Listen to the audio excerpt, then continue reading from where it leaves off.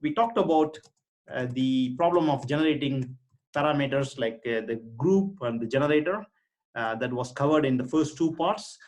We talked about safe prime during the second part of the video. And now I'm going to talk about the third and fourth part, which is generating so-called generalized safe prime, meaning primes with certain structure, like for example, P equal to say J times Q plus 1. P and Q are primes, therefore J must be an even number. Okay, must be an even number. So this is the kind of prime number that I'm going to talk about today. Earlier we talked about P is equal to 2Q plus 1, and now we are going to generalize it, and that has some interesting implication on the performance. Okay, that's the main message for this particular video session. Okay, so now let's think about what is the reason why we wanted to work with this particular group, P equal to JQ plus 1, as opposed to P equal to 2Q plus 1. Okay, in the case of P equal to 2Q plus 1, we saw that we can safely check whether the generator actually sits inside the subgroup of order Q. What is the problem there? There's one problem. Okay, let me run this program that we ran during the previous session again quickly. Okay, so the program is still doing something, as you can see. Okay, we got the shared secret. Okay, so the shared secret was generated, but it took us some time. The generators, well, the generator G and the group parameter P was also produced already by the standard. I just leveraged the standard data, right? I took it from the appendix, so I didn't generate the prime groups and the generator. It was already done for us here, so I was just using the same P and G from here, P, G, Q from here. So that's, I didn't spend any time on it, but running the remaining part of the Diffie-Hellman protocol took some time. Let's measure the time approximately. So it looks like 3 seconds to do this DH key exchange. My implementation is not that optimized, but still you can see it is somewhat slower. Okay, 3 seconds for generating this this shared secret from the group parameters. Okay, so how do we make it faster? It turned out that we could make it faster if you want, using something called short exponent in section 5.2. What they're saying is that I will talk about this shortly. What they're saying essentially is that we actually can choose much smaller x value and y value as part of the private exponents. Remember in the previous session, in fact the first two sessions, the private exponents were chosen from a very large group. Okay, if P is 2048, Q is about 2047 bits. Okay, that's a lot of bits. Okay, and that's the reason why our x and y are really large numbers. Therefore, this computing G power x and computing G power y turned out to be the most time-consuming part. We have to do it 2 times. One is to generate the public key, and then once the public key is exchanged, we need to do it with our private key to come up with a common key. So the 2 times exponents happening on both sides. Okay, so that's basically the bottleneck. Okay, with the safe prime, although safe prime is being used everywhere in the internet. Okay, so what is the alternative? How can we make it faster? Can we choose a smaller x? It turned out we can with some precautions. Okay, let's talk about that. So what I'm going to talk about is the setup. Okay, let me explain the setup. Setup is this. I'm going to consider primes of certain specific structure like this. This is what the RFC standard I just shown you is talking about. Both P and Q are primes. J is an even number. Okay, otherwise this cannot be true anymore. Okay, so how do we generate such primes? I didn't find any standard P, J, Q that I can plug it in and show you the difference in terms of the time. Instead, what I did, I generated myself the P, Q, J to just understand the behavior. Okay, of this algorithm of DH protocol, in fact. So first I did this trick. I first selected my Q, and then I tried with different J until I get a P which is prime. That's what I did. So I'm going to show the implementation details in a moment, but let's talk about the mathematics behind this setup first. What type of subgroups do we have, and how do we get the generator G first? Okay, what is the order of the group? Order of this group is P minus 1, right? That's always the case when you have a group of ZP star like structure. The group order is P minus 1, which is nothing but JQ. Okay, so how do we get a subgroup of order Q? Okay, because we want to work with the prime order subgroups, because that's where the Diffie-Hellman discrete logarithm problem that we talked about earlier is much harder. And also we don't have any subgroups, so we avoid subgroup containments, right? If somebody picked a wrong G, we will not have a small subgroup if you work in a cyclic subgroup. Okay, that's the reason why we want a G to be generating a cyclic subgroup of order G. Okay, the goal is to generate a cyclic subgroup of a prime order Q. Okay, how do we get the group now? How do we get the generator now? The trick is this: we pick an alpha, and then we just raise that to power J, right? Just to the power J. That's all. And of course, everything is in mod P. So question is, what is this alpha? Alpha is just a number, random number, any number, random number. It's a random number from ZP star. Okay, that's all. So once you have an alpha, of course, alpha cannot be 1, alpha cannot be P minus 1, otherwise you will have only a group of 2 elements. This G is a good G. This G can generate, or will generate. This G will only generate a cyclic subgroup of order Q. Okay, we can prove it easily. We can just try G power Q, which is nothing but alpha power J. What is J? J is P minus 1 by Q. Okay, everything, the whole thing is in exponent. This whole thing is in exponent, right? And now we raise this whole thing again to an exponent. Therefore, the Q and Q will cancel out. So we'll end up with this setup. We will end up with this setup, which is nothing but 1 due to Fermat's theorem. Okay, Fermat's theorem. So basically, we found a way to generate a cyclic subgroup of order Q. What is the most important benefit? The important benefit comes here. The performance benefit is the important thing. Our performance parameters are like this. Okay, we can have our P to be, say, 2048 bit, right? And the Q to be a really small number, actually, comparing to the previous sessions. We can keep this to be 256 bit. The exponent is, how do we get the exponent? Where is X coming from? X is an element from the cyclic subgroup of order Q. But what is order Q? Order Q is just 256 bit number. Therefore, X itself, the size of X is just a 256 bit number, as opposed to 2048 bit in the safe prime case. So this is much faster, right? Because we have something like 8 times smaller exponent. Therefore, the exponents, the time we spend in computing the shared secret must be approximately 8 times faster. That's the idea of this whole approach.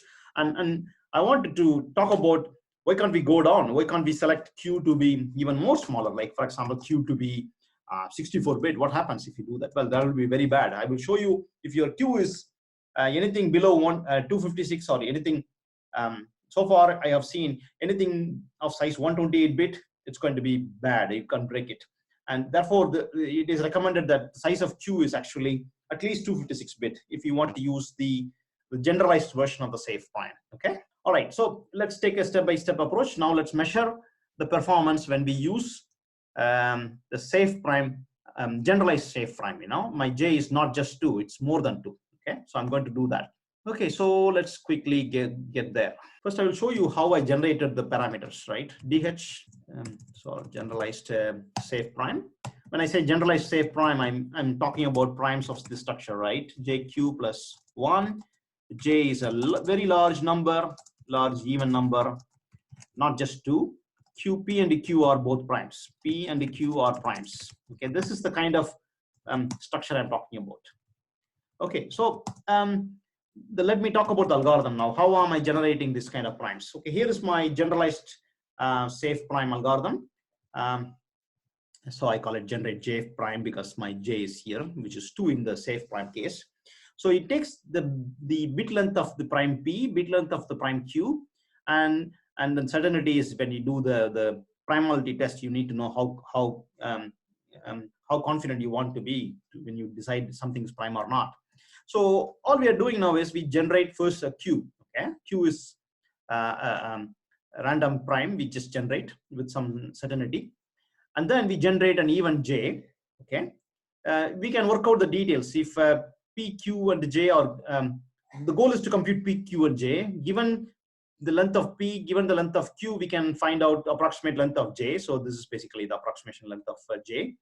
And what I'm doing in this algorithm is, I'm not claiming this is the best algorithm, just quickly able to generate this. I take my J and multiply it by Q and add it with 1 to form a P, and check whether P is actually P length, because we want a prime with the bit length the user is asking for. And if we think it is a prime, then we found the right PQJ. Otherwise, we try with multiple J's. We try J to be J plus 2 and so on. I try it 256 times before I throw away my Q and start again from the beginning. So this is what I'm doing. So let's see. Picking up generator is also simple. I first select a random alpha, and then I basically compute alpha power J, and that becomes my generator of the cyclic subgroup of order Q. Okay, that's what I shown on my notes. All right, here is the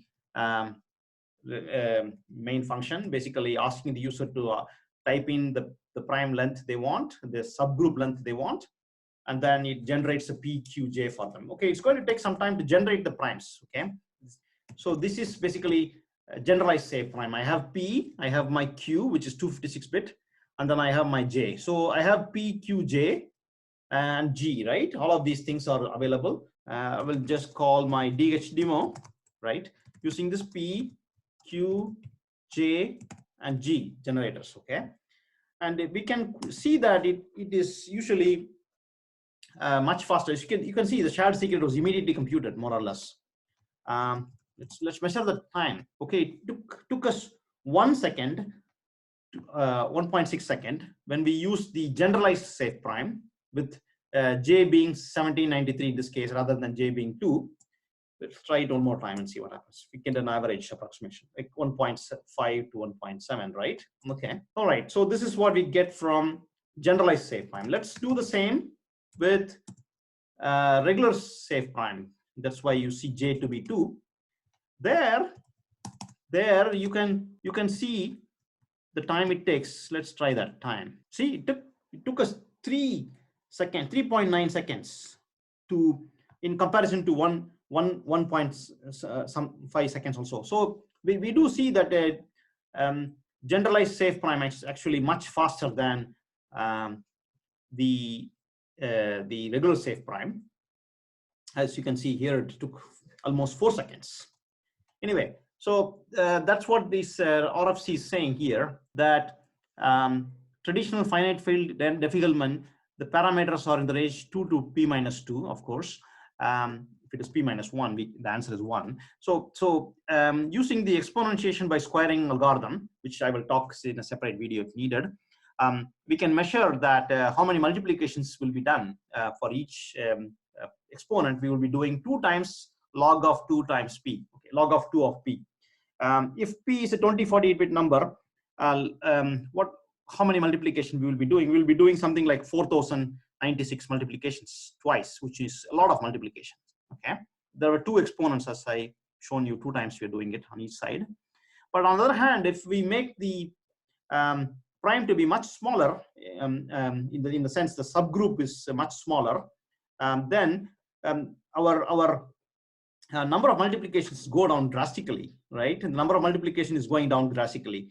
Instead of doing 2 2 times 30, 72 for a 30, 72 group. We will be doing just 2 times 275, which is much smaller than the other one. Okay, that's the reason why I wanted to play with this sort exponent idea. And unfortunately, I could not find concrete values for P, Q, and J. Even in the other RFC that they're referring to, there were no concrete details. Okay, anyway, that doesn't matter. We saw now how to generate. Oh, in the meantime, my other program actually generated the safe primes. It was just throwing only 4 of the Qs. In the 5th attempt, it got the PQJ in a way that we would like to have. That's good. It was not taking a lot of time anyways. So once the generalized safe prime is there, we can plug it in and get the DH key exchange algorithm working in the same way as in the regular safe prime case. So why can't we go down? Why did I choose my Q to be 256-bit? Why can't I go down further? It turned out that would be a very bad idea. So I'm going to quickly show you that one interesting attack. So there was something called baby step Jane step algorithm. So the idea of that algorithm is that if the exponent is, let me go to the slide that is needed for us now. So here is the problem statement. Okay, suppose you are given h, you are given g. Can you find the exponent x? It turned out that is possible to solve if x is bounded by 2 power 40, for example, is easy. If it is 2 power 80, it is also easy, because the complexity of this algorithm is actually square root of the exponent. So if the exponent is 2 power 80, the algorithm will work for 2 power 40 times, okay, to get the answer. So that's the reason why we wanted to make sure that x is not that small. If x is small, then it's easy to break this whole DH key exchange algorithm. So if you are interested, you can take a look at my slide share. I have explained the details, but anyway, so I'm going to show you how the baby step Jane step algorithm works very quickly. The idea is you're given h, you're given g, you need to find a x, right? What if the x is some combination of 2 numbers, say x0 and x1, we don't know, and some base number b. Base number b is some kind of a bound. Okay, let's assume the bound is square root of 2 power n. Okay, we don't know x0, we don't know x1. We wanted to find x0 and x1. How do we do that? We can just apply some basic algebra and reorganize the terms. We get this 2 separate terms. Okay, this is called meet in the middle. So we'll build a table of all possible x1 values, right? We try x1 to be 0, 1, 2, and so on. And that will be one table. That's the table that has the structure, right? And then we search for different x0s until we get a collusion. If we get a collusion, we know we found a x0 and x1. We know the b, therefore we found the x. That's the idea. Okay. So here is the little implementation. So we are given p, g, h, and the bound. We need to find out, we need to build this table. That's the building part, left-hand side. And then we do the same on the search part. We start for each x0 and check whether we are having any collision. If it is, then we found the match. Okay, so here is the little implementation details here. P, G, and H are given. We need to find an X. And this was a simple problem. Once you have the baby step, Jane step, you can find out the parameter X, the private value in the DH context. Okay, so that's the reason why we don't want to use a very small exponent. That's the reason why we did our setup in a way that the P and the Q have certain structure. Okay, the structure in my case was P to be, what was my P? Okay, let me go back here. My P was 2048-bit number. My Q is a it's just a 256-bit number. Okay, 256-bit number.